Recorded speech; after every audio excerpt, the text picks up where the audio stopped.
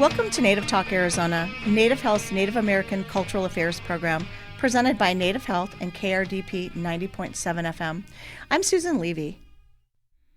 And on the phone with us today, we have Gerard Begay and we have Lucero Curiel, and welcome to Native Talk Arizona. Hi, thank you for having us. We're so excited. Thank you for having us. I'm Lucero. So, and I wanted to find out, Gerard, it's been a while, and I know, Lucero, you've not been on the show. Can you both tell us a little bit about yourselves and your journey and what you do at South Mountain Community College? Yes. So my name is Gerard Begay. I am born for the Big Water people, and I'm Navajo. I was born and raised in Indian Wells, Arizona, and I work here at South Mountain Community College as the coordinator for the American Indian Student Center. So really our focus is providing services to our Native student population by helping them with like one-on-one mentoring, scholarship applications, whether it be tribal or private scholarships. We also assist with, I mentioned mentoring, but advising. We have a space specifically for Native Americans to feel that home away from home feeling for them. So that's basically what I do here at South Mountain. Okay, and Lucero, Hi. what do you do? Hi, this is Lucero Curiel Martinez. I am the manager of student life and leadership here at South Mountain Community College. My journey actually started as a student of Maricopa Community Colleges. I was a student at Phoenix College, and that is where I began working at the district. I first started off as a student worker in student life and leadership, and I slowly worked my way up. I did several things like the Welcome Center, recruitment and retention, new student orientation, early college, and now I have the privilege of serving our students here at South Mountain Community College. What Student Life does is we focus on providing basic needs to our students, such as our food pantry called The Village. We also have discounted bus passes for our students, and we oversee all student clubs and organizations that help develop leadership skills within our students. Our focus is also in civic engagement, volunteering, and just assisting and connecting our students to the community and resources inside and outside of the campus. Wow, it sounds like you're really busy, and you do a lot of great stuff. I know a lot of people like it. I want to ask Gerard. Gerard, what does the American Indian Student Center do? So we're located in the Student Union building in the southeast corner. So majority of the time we offer space where students can come into the center, study, print things. We also provide them with like snacks. While they're in between classes, they can come in for snacks. We offer coffee, tea, beverages available for them. In between that, like I mentioned earlier, I also help them with travel scholarships. Right now, we are Navajo Nation and Gila River scholarships are both open. So we're helping them with whether it's collecting paperwork like enrollment information or FNAs, which is financial need analysis paperwork, or their class schedule. And so what we're doing is we upload all that information and we help them submit it. In some cases, when they apply for a scholarship, some students do get denied. So my office goes through the process of helping them appeal with their decision so that they have a better chance of getting the scholarship. In addition to that, we also do have the one-on-one mentoring sessions with them. So I meet with students on a one-on-one basis, and also providing them with advising information. So we basically do that. And then we also provide in the center not just college, but community resources and events. So if you come into the center, we have a wall full of events happening within Maricopa County and outside of Maricopa. Also, we help students, like I said, we have a place where they can study, so they can print things. Most places, they have up to a certain amount of things that they can print for free. So we offer unlimited free printing services. And then in addition to that, we also try to incorporate cultural activities like weaving. Over the summer, we did Navajo weaving. We also did a welcome back blessing at the beginning of the semester. So we're always incorporating some kind of cultural activity for Native American students. Again, the idea is to have them feel like they're home away from home. Okay, I want to go back to something that you just mentioned. You obviously are very busy, and I know super important, and a lot of people really enjoy going to the American Indian Student Center. I've heard a lot of really, really great things about the program and what you do there. You mentioned that the Navajo Nation and Gila River both have scholarships open. Who is that for? Who is it? Who's eligible? What are the deadlines? And I hate to ask you this, the requirements off the top of your head. Any answers to those? So I know that with Navajo and Gila River, their deadline is going to be in October. Okay. Not October, sorry, in the middle of November. Okay. So they're going to be closing their deadlines. Or I believe it's November 25th. I might be wrong, but they could always go visit their website, so Gila River Scholarship or Navajo Nation Scholarship, and they'll see the information there. But what is also required for most scholarships is that they need to have their certificate of Indian blood to prove that they're enrolled members of that tribe. They need letter of admissions stating that they are participating in our college. Class schedule is a big thing, so they need to show that they are enrolled in class. And then scholarships are based on part-time, full-time. So if they're enrolled in under 12 credits, they would be considered part-time. If they're enrolled over 12 credits or more, they're then considered full-time students. In addition to that, they also need their degree check sheet. So the degree check sheet is really just making sure that students are on track to earn their associate's degree. So they have like electives, and so all the classes that they take have to correspond to and be applied towards associate's degree or whatever degree they're going after. And then the other part of it is, which is a big part, is financial aid. So Navajo Nation, Gila River, and most tribal scholarships will require a student to apply for financial aid. And by doing so, it offers financial need. So if a student applies, they also need to show proof of financial need. And so the financial aid will fill that portion out on their behalf. Some scholarships like Gila River, they'll also require an essay explaining their future, opportunities, what they want to do with themselves and their scholarship. But Navajo Nation doesn't require that. But those are some of the documentations that they definitely need. So right now I mentioned Gila Rivers and Navajo Nation. Like right now we have open enrollment, so students are enrolling for the spring semester, and they're sharing that information with their tribal scholarships.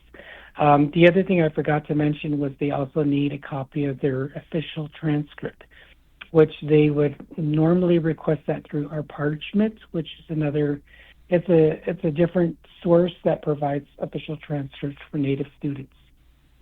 But every tribe has different requirements. Every one of them is slightly different. Like Pasquayaki, for example, they don't require the financial need analysis. They don't require students to show proof that they applied for FAFSA. So they're all different in their own ways. And so for my office, I have to research all of that and what is required for each student for me to better serve my student population. So those are obviously the tribal scholarships. Are those competitive or open? So if they apply, is it automatic that they're going to get the scholarship? It's not automatic as long as they. So they really just need to follow and make sure they submit all documentations, and then in order to remain eligible, they also have to maintain a good GPA. So most scholarships are going to require like a 2.0 or better, which is a C or better as far as grade-wise. So as long as they can maintain that, they will continue to get the financial support through their tribe. Once they fall below, they might be placed on probation and stuff like that, and things like that. So there are some consequences once they fall below a 2.0. Okay. All right. So that's something for our listeners to think about and follow up on if they're interested. Is checking with your tribe and see if you're interested in getting a scholarship through your tribe. All right. I know you all have the Maricopa Community College District has early college programs. Does South Mountain Community College have Hoop of Learning, or is that just at Chandler, Gilbert, or Scottsdale, or a different campus? Great question. So we actually do have Hoop of Learning.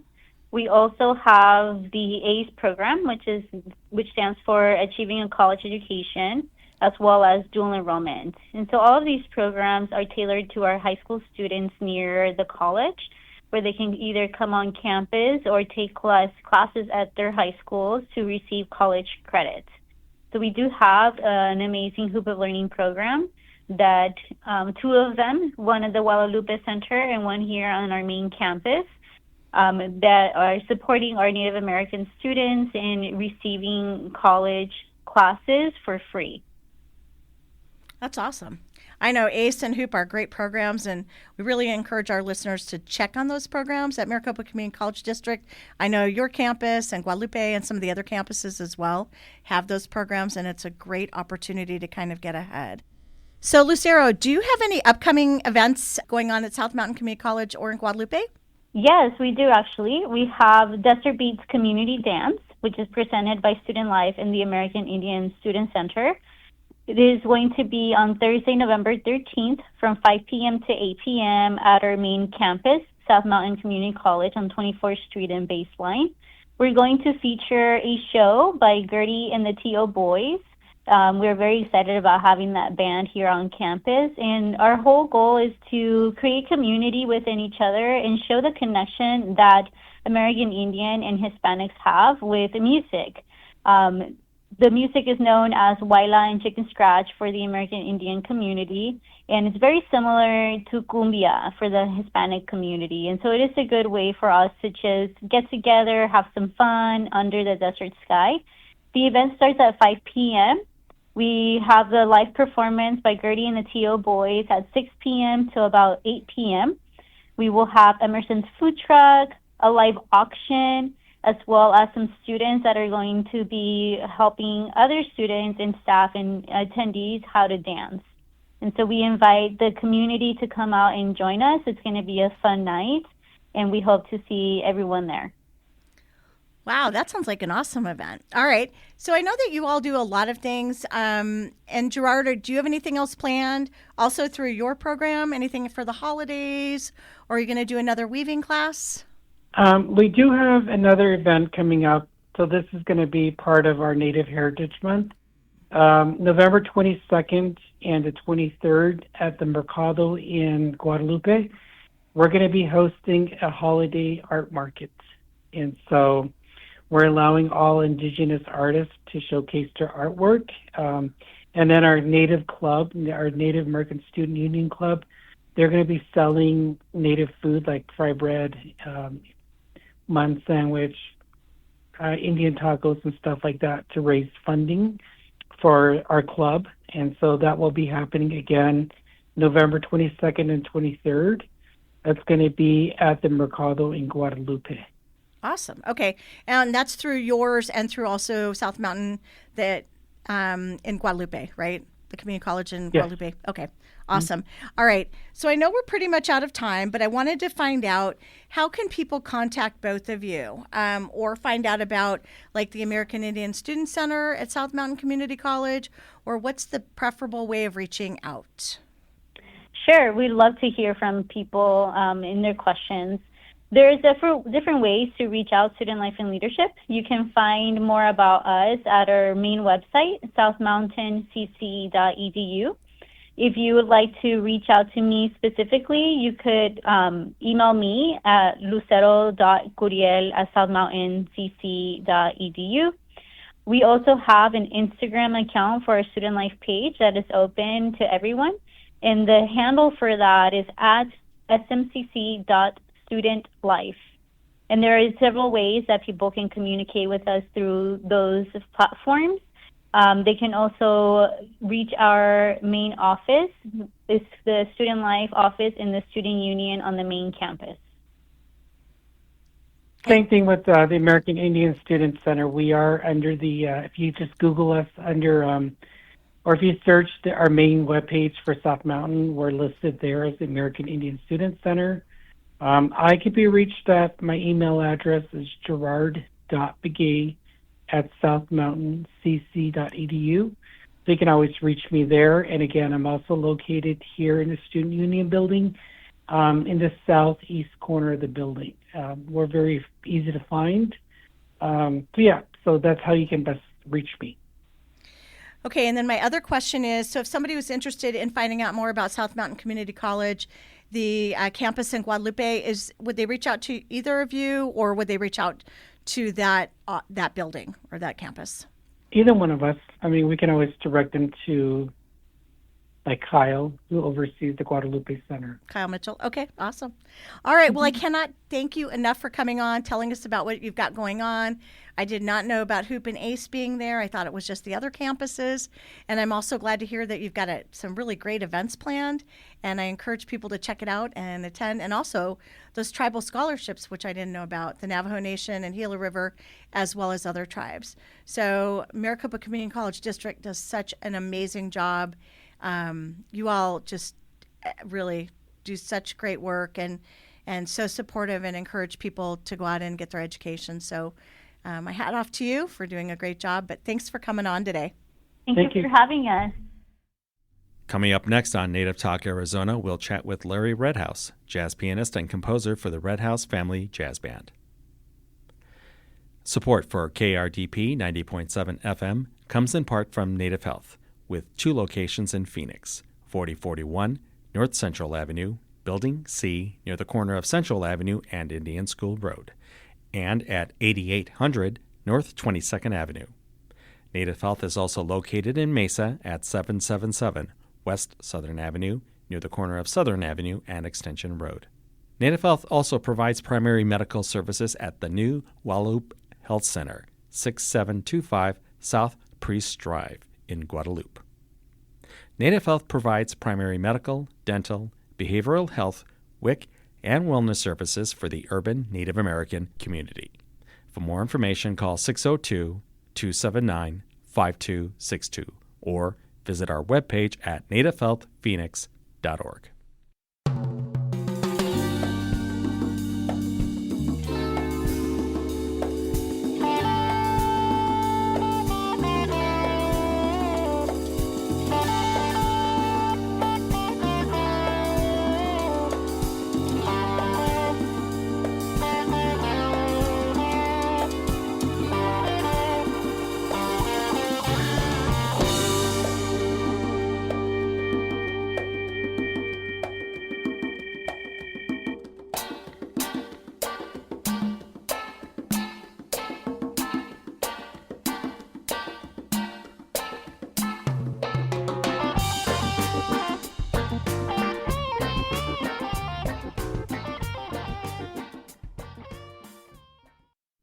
Welcome back to Native Talk Arizona, Native Health's Native American Cultural Affairs program, presented by Native Health and KRDP 90.7 FM.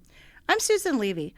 The Redhouse Family Jazz Band is known as Arizona's first family of jazz. Their music is influenced by Latin, fusion, contemporary jazz, funk, and traditional Native American sounds and spirituality. The group focuses on original compositions and hip arrangements of modern jazz classics. On the phone today to tell us more is Larry Redhouse, jazz pianist and composer for the Redhouse Family Jazz Band. Larry, welcome to Native Talk Arizona. Thanks for having me. So before we get started, tell us a little bit about yourself, your journey, and your musical journey. Well, I'm the youngest of 6 musicians. All my siblings are musicians, and so the household was full of music constantly. And the story is, which is kind of humorous, is that every room in our house had somebody practicing an instrument, even the bathrooms. So, but it was just house full of music constantly. Was it fun? Was it loud? Oh, yeah. Were your parents musicians? My mother was a classically trained pianist, but she also played church organ. So, and this is an interesting story. We are members of the Navajo Nation, but my father was a World War II veteran, and he met my mother in the Philippines during the war. So we're actually international. So tell me, did your dad play or just your mom? My mom. My dad was always doing powwow singing, Uh-huh. intertribal type stuff, and also he would sing traditional Navajo chants. So is that how you kind of came up with? How did you all get into the jazz part then? Well, my oldest sister, Mary Redhouse, during her elementary school years, helped the librarian in the elementary school she was attending, and her librarian would constantly listen to jazz, and this was in Seaside, California. And so Mary brought that type of music home, and it kind of just ballooned from there. So who played which genres?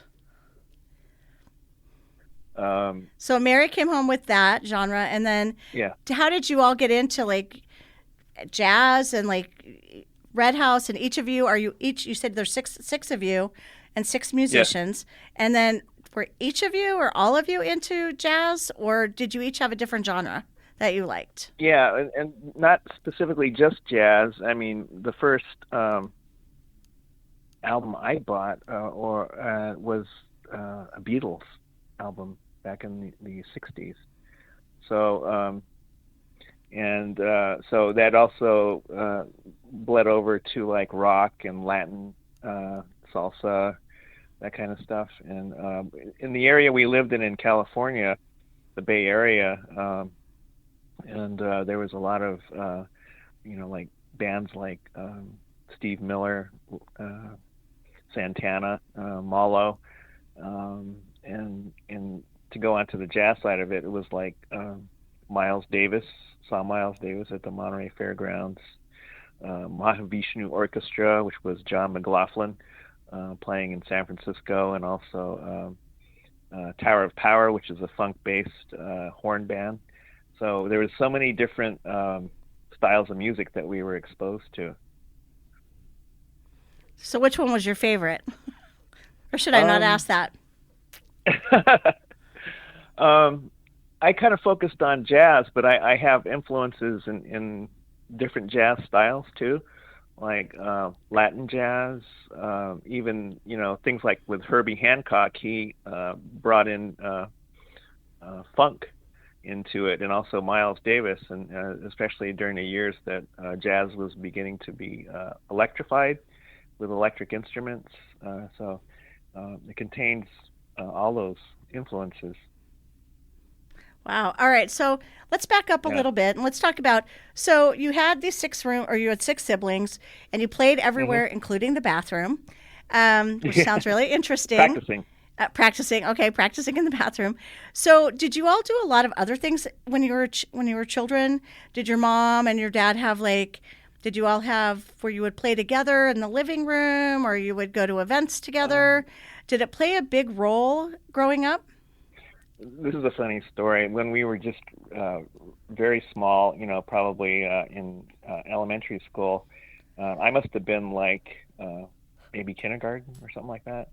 And my siblings would cut out cardboard guitars and stuff, and then we had milk crates for drums and things like that. And we'd invite kids from the neighborhood over to our house in the backyard and play the radio and pretend like we were playing the songs. That's cool. Yeah, that was kind of fun. So obviously music was a big part of your growing up, right? Yeah.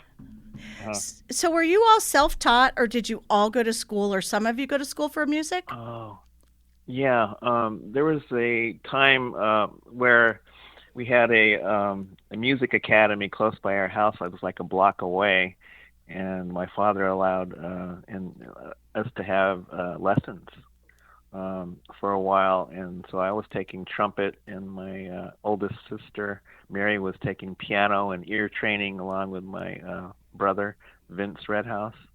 So that kind of combined the discipline with the musical instruments. But on piano, for me, my mother tried to give me lessons at home when I was a kid, and I would be crying at the piano. I was so frustrated, and I ended up stopping. But I taught myself basically I'm a self-taught pianist. That's cool. Okay, so now do all of you play music full time as your career, or do you do other things and then just come together to play music? Well, we had stopped playing together for probably over 20 years. So the CD, Urban Indian, which I think I shared with you, was done in the late 90s, I believe. And so we hadn't played in a long time, but we started to rehearse probably in the last year and a half or so.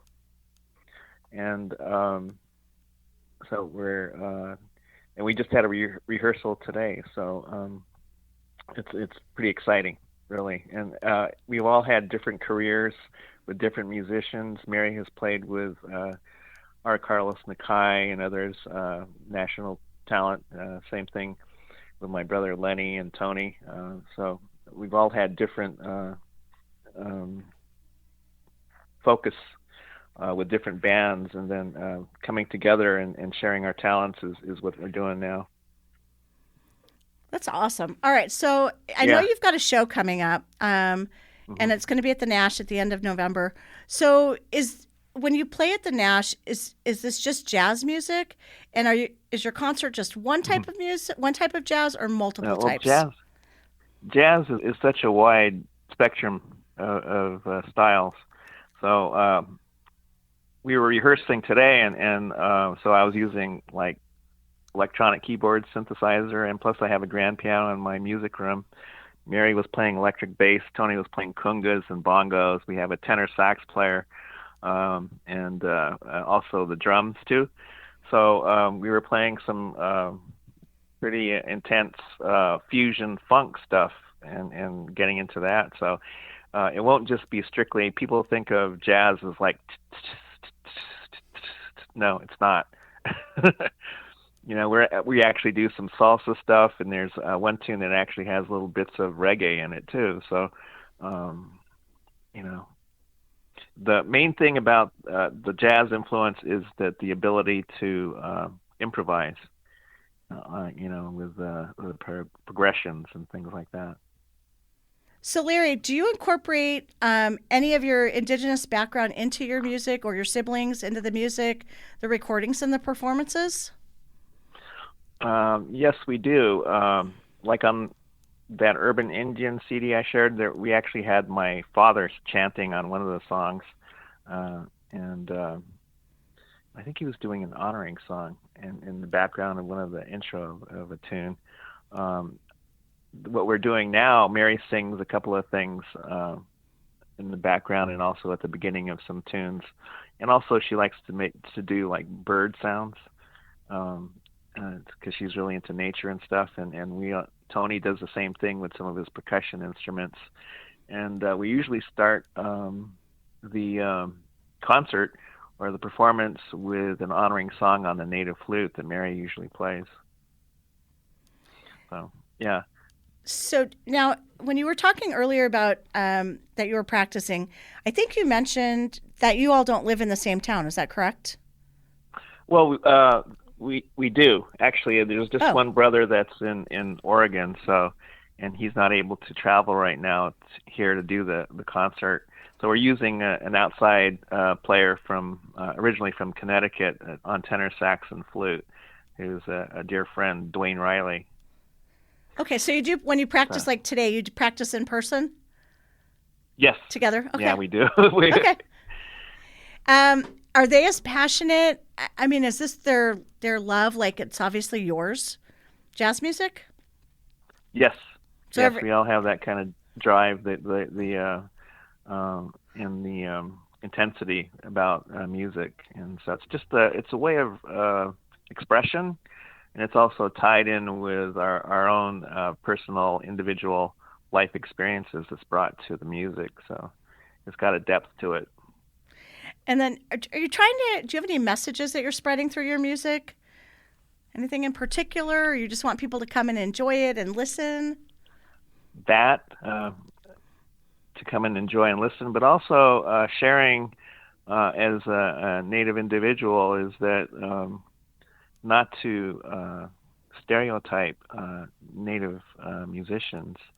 I think we're like one of the few that actually play jazz, and so the music evolves, just like if you go to a Native American event like a powwow or something like that, you'll have drum groups that actually sing new songs that somebody has actually made up, and then they work on that and stuff like that. So it's pretty cool.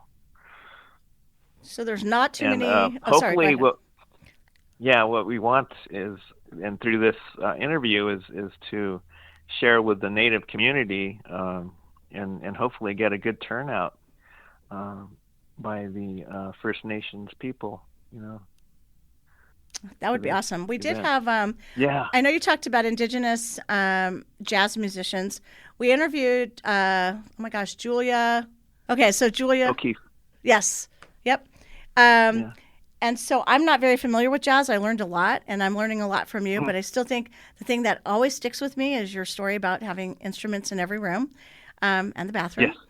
And I assume some of you or all of you have children or grandchildren. Do they also practice music and in the bathrooms? No, I think that was like Just we you lived guys? in such a small.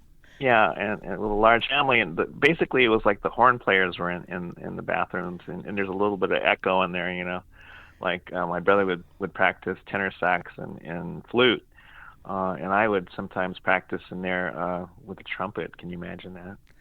No, but it actually holds the sound probably very well and doesn't go into the rest of the house.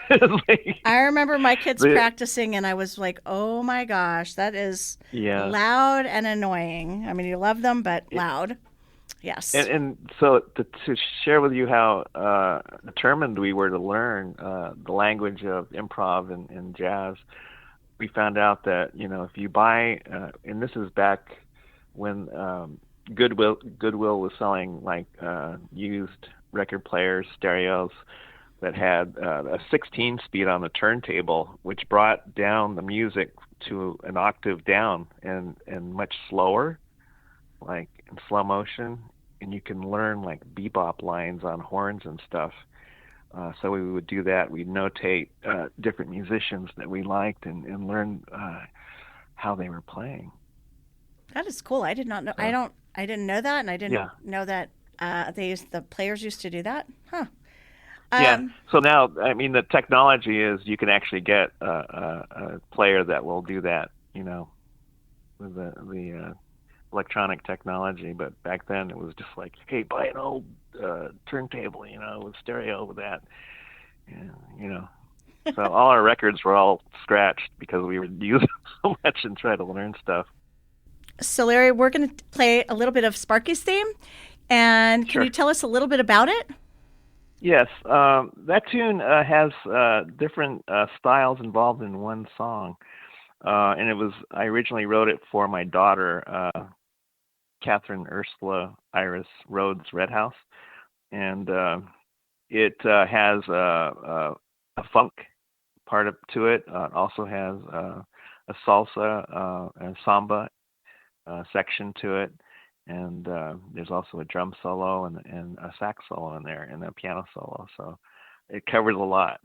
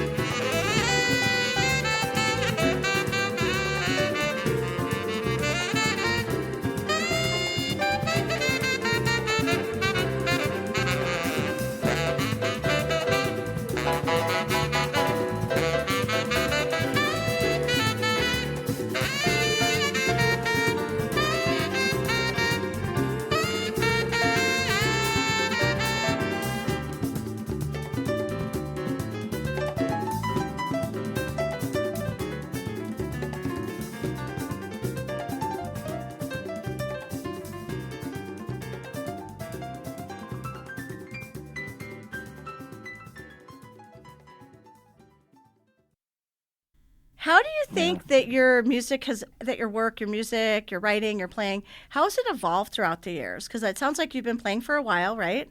And has it changed over the years? I mean, are you going more towards fusion or, I don't know, different types of jazz? It's pretty open. There was a time where that I was playing mostly fusion, and my fusion band opened for Chick Corea back in the 80s, which is a huge honor. I don't know if you know who that is, but he was like one of the most impressive jazz players and notable ones, and that influenced so many people with his playing. And then I also listened to a lot of, which the whole band has, to acoustic jazz, and which opens up another spectrum of sound, natural stuff. I prefer both. Being open. And right now I'm playing acoustic piano, but I'm also enhancing it with synthesizer sounds like strings and pads and things like that. So, yeah, we're very open. So what can people expect? And so you've got the show again coming up, I think November 30th at the Nash in Phoenix. Mm-hmm. Yes. What can they expect? Is it like just a lot of jazz, different types of jazz? What should our listeners and guests, hopefully they're going to turn out and watch you. I think it's important that, hearing different types of music and things like that. But what should they expect or want to see at the show? Well, it is amazing to watch the players because everybody has such a degree of talent and skill, and also to listen to the composition, the songs and what they include, the form and the sound and the styles, and so. It's a very exciting show, and to see Native American musicians is is a big plus, and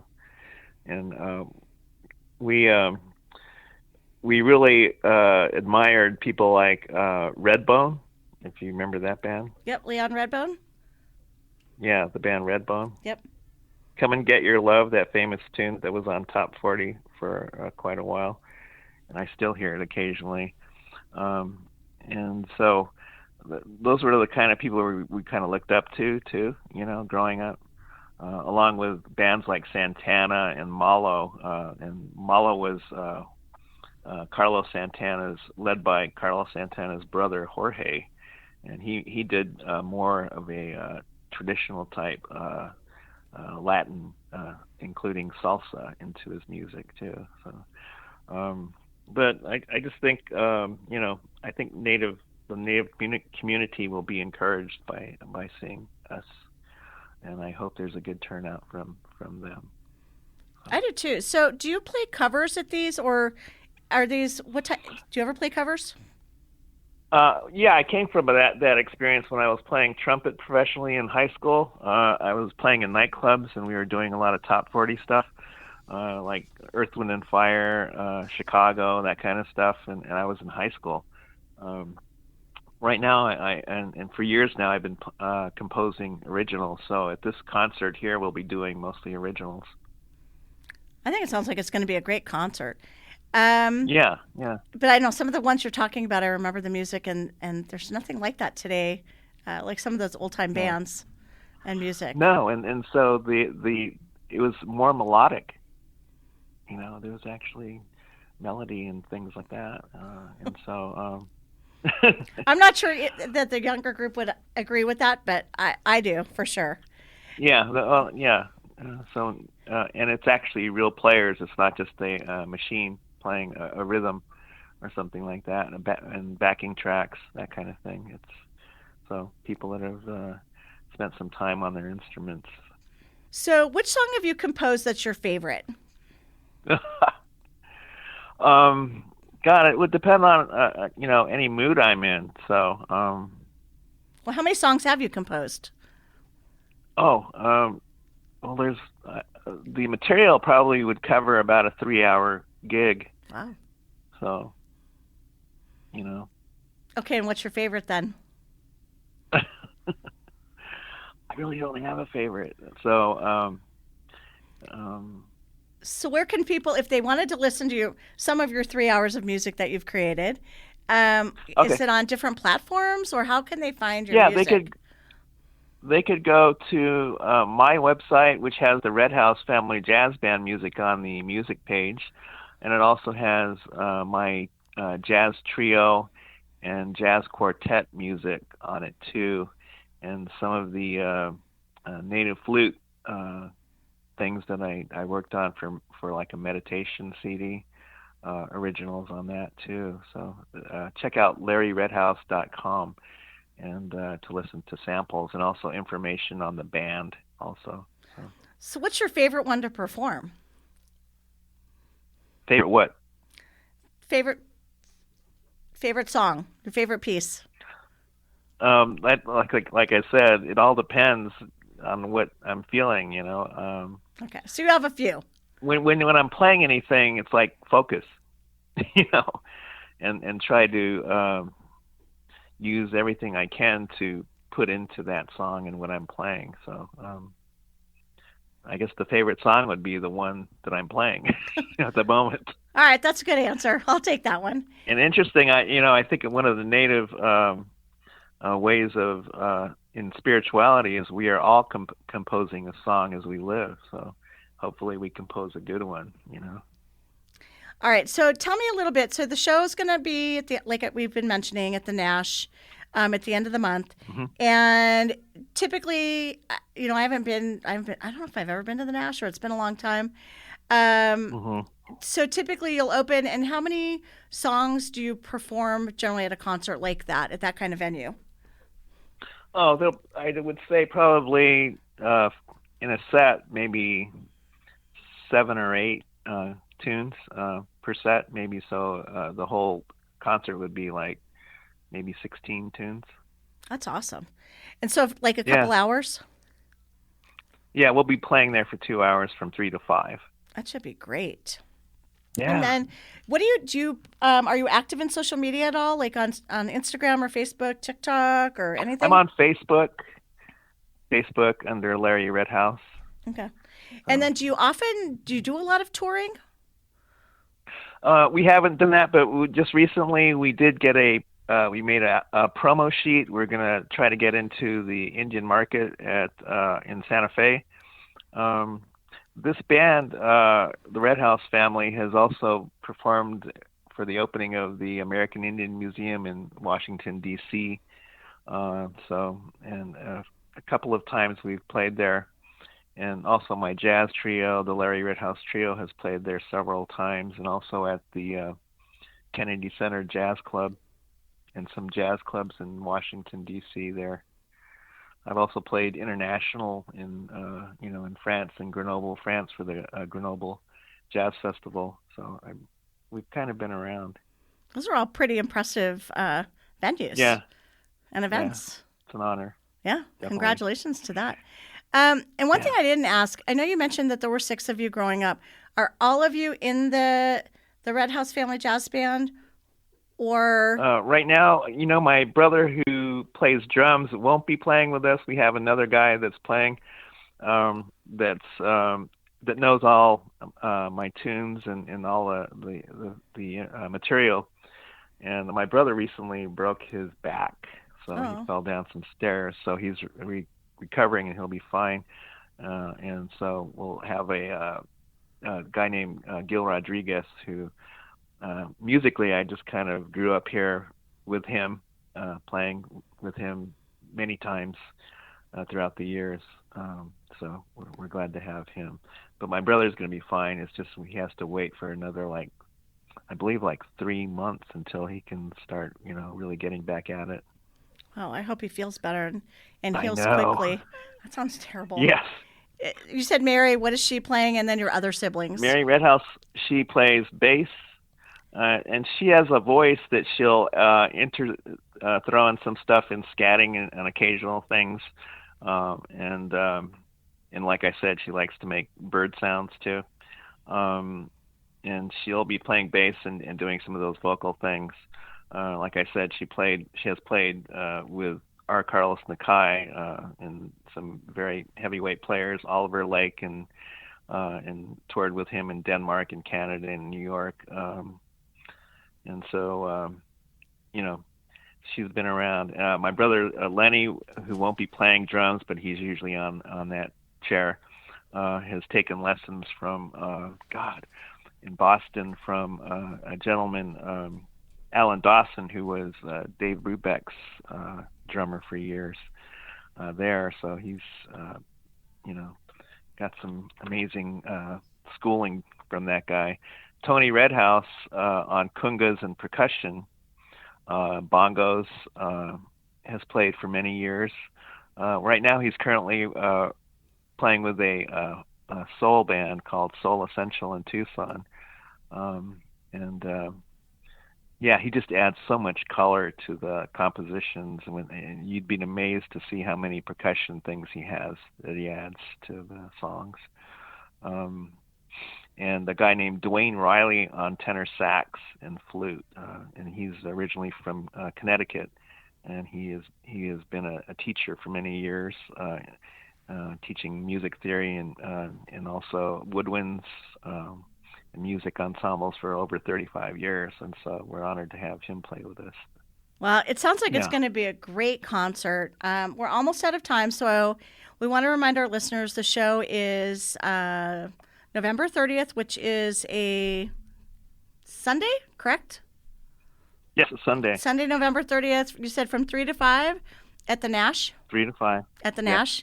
And the Nash is thenash.org, and it's in Phoenix. I believe it's down Roosevelt, if I remember correctly. Yes. And if they wanted to get more information about the concert, they should go to thenash.org. Is that correct? Or should they go to your website? Correct. Okay. They should go to thenash.org and look on the calendar to buy those tickets. Well, it sounds like it's going to be a great concert. I would love to go to that. It sounds like it's going to be amazing. You've all trained or been or mentored or played with some amazing musicians, and I bet it's going to be an incredible concert. So I encourage people to check it out and hopefully go and attend and listen. Yeah, I appreciate the time that you give for this interview, and what a great opportunity. And I'm looking forward to. We're looking forward to performing there at the Nash. It's going to be great, and we'll get it posted, and we'll get on social media, and hopefully our listeners are going to turn out and go get some tickets and come and listen and hear you. Yes. Awesome. Looking forward to it. Well, Larry, thanks for coming on. We really appreciate it. I appreciate it.